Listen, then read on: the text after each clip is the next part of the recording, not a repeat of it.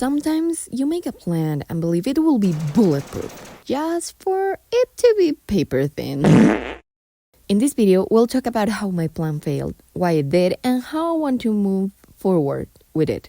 Also, if my voice sounds weird, sorry, I haven't done this in a while and it's like 6 a.m. and I'm trying to not wake up anyone in my house. So, the last two videos were a big change in every aspect.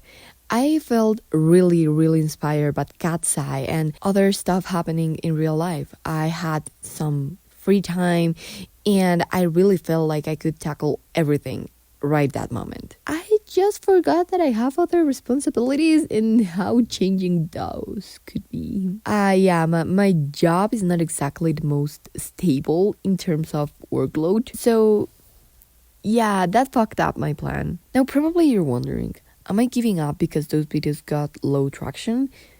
Not really. Am I going back to the previous format because sometimes life is a bitch and the new format takes too much time to make, leading to me not being able to make videos at all? Yes, kinda. I plan for the change in format and stuff with one thing in mind: my workload staying the same. Due to the way my previous boss handled everything, I got a decent amount of free time at work. Since I got most things done quickly, he did his things and I got some free time to write scripts, plan videos, and in general dedicate time to my hobbies, even during working hours. Of course, without that affecting my work. I started to get into music production, messing around in GarageBand and making some fun stuff. I reconnected with my singing and dancing, and in general, I think that I really felt like I could tackle God and win. With that in mind, I planned the change in my channel. And I might have underestimated how much work everything was gonna be. At first, it wasn't that bad. The new format requires a lot more time than this one. But it was fine. Like, I kind of had the time. I had to squeeze myself a little bit, but it was doable. And then my boss quitted and the new person took his place and everything went downhill from there. To the point that right now I'm currently trying to find another job. I changed positions inside the company. Like, it's a mess. Probably once I'm out, I'll tell you all the gossip about it because I don't think it will be a good idea to tell it while I'm there. But it's definitely like telenovela word drama. So let's say that my old boss was, let's call him Bob. And he was all about speed. He needed to get things done in time. And he was willing to sacrifice a little bit of the quality in order to get that done. My new boss, let's call him Peter, prioritizes quality. This means my work is taking way longer and I had less free time. They are complete opposites. And while I had some disagreements with Bob, I usually understood what he wanted. And that's really not the case with Peter. When I ask him if he wants black or white, he starts to rumble about yellow and purple. I don't get what's the important part because he's really like, I try to be a concrete person. I try to say like, okay, this is what we want to do. This is how this works, yada, yada, yada. He is really abstract. So more often than not, he ends up like going on different tangents and stuff, and I genuinely don't understand what's the important part of what he's saying, and his instructions are not clear to me, which leads to work having to be redone over and over and over again, which leads to me having less time to do my own stuff and getting really frustrated and stressed to the point that, and I mean this, I've genuinely want to quit being a copywriter because of him, partially. Also because this showed me that you really need like a higher level of passion to be creative for someone else. And I don't want to do that. I want to be creative for myself. I want to be creative for my own projects, like my fics, my stories, my comics, my drawings. That is the creativity I want to use for my projects. On top of that, being a copywriter for the pharmaceutical advertisement industry, which, by the way, it's supposed to be well paid, which is not the case on my end. It's so fucking boring. Like, honestly, guys, you have no idea how boring it is because, like, I get it. The pharmaceutical industry just wants to make sure that they don't get, like, a bad reputation or anything, but they don't take any sort of risk because of that. They just want everything to be, like, quote unquote, perfect. And it's really hard to propose something when they shut down everything.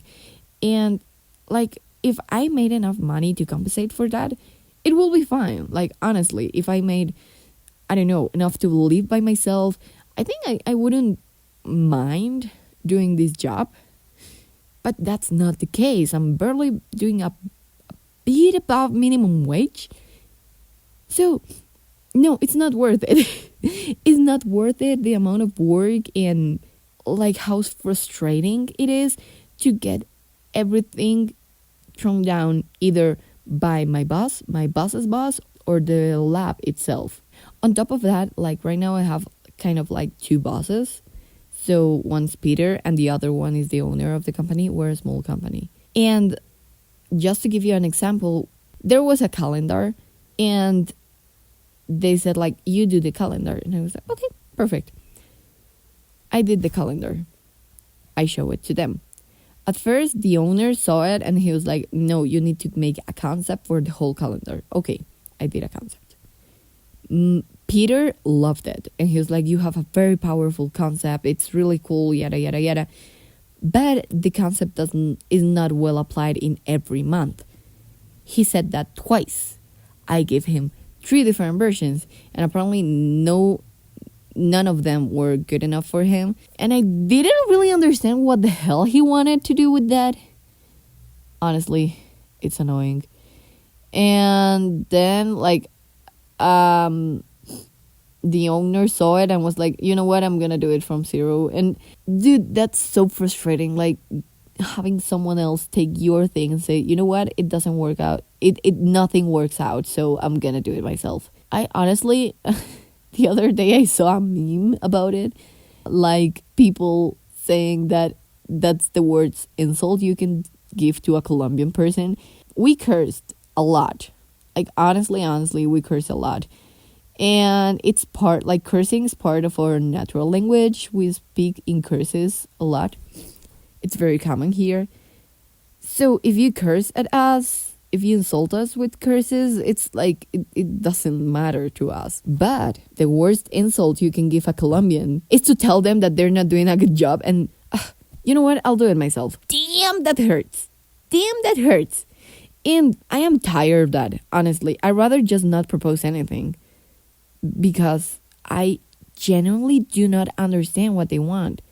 If I were able to understand, like, they say, no, this doesn't work because we can't use green and all your proposal is green, then fine, I can deal with that. But I genuinely do not get what they want, and I'm tired, I'm frustrated, and I will rather use that creative energy towards my YouTube channel, towards my personal projects, than to the pharmaceutical world. And again, I don't make enough money for it to be worth it. I mean, if I even want to stay in this industry. And as a copywriter, it's kind of hard to get out of the advertisement industry because it's a really advertisement-specific work. But, well, I'm getting ahead of myself. When I started as a copywriter, I was ready to show the world my biggest, craziest ideas and to shine for the different perspective in the world. And that I'm staying all day in an office, staring at a screen, and especially in the last few months, as I told you, I feel like every idea I have is thrown out the window. And I know this can sound a little bit like a tantrum, but I swear to God, I didn't have a problem with ideas being rejected before. I think the frustration part here with the projects and everything is that a lot of stuff doesn't make it all the way through. And, like, you have a cool idea and you propose a cool idea and then it got cancelled for a lot of different reasons, and I can't do anything about it Because, for example, one of the last things that I did, and I am so happy with that one. Like, guys, you have no idea how happy I am with that one. I made a radio thing. I don't know the name in English, but it's like a radio ad. And I loved it. I loved it. It was so much fun. It ended up being really good. And it will never see the light of day. And I can't share it because it doesn't belong to me. It will die in piles of unused ideas. It's not mine. It belongs to the company, so I can't really show it because technically I'm breaking an NDA / a contract, and that's not something that I want to do. Thank you very much. So, yeah, with all of this context, my workload changed a lot, and while I honestly love the format of the previous 2 videos, it takes a lot of time, and it's not something that I have right now. This low effort format works way better for me in every sense. I get to create more content, share stuff with you, and do it with my current workload. Work's been crazy. Just last week, I pretty much have to fill 2 totally different roles because I'm changing from being a copywriter to being, we call it executive, like accounts executive.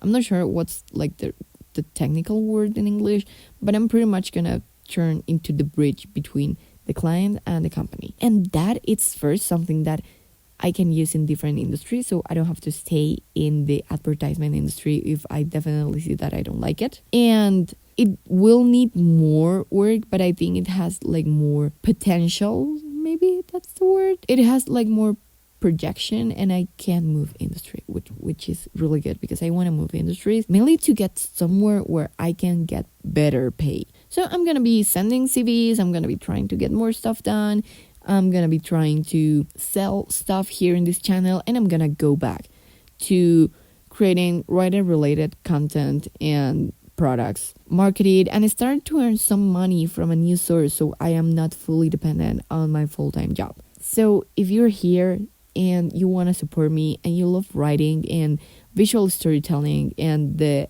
essence of what we were doing before the last 2 videos, don't forget to subscribe and share my content because that really helps me. And share it with your fellow writer. I know we all have those, and it's amazing to do brainstorming sessions with them. So thank you so much for being there, and I'll see you in the next one. Bye bye.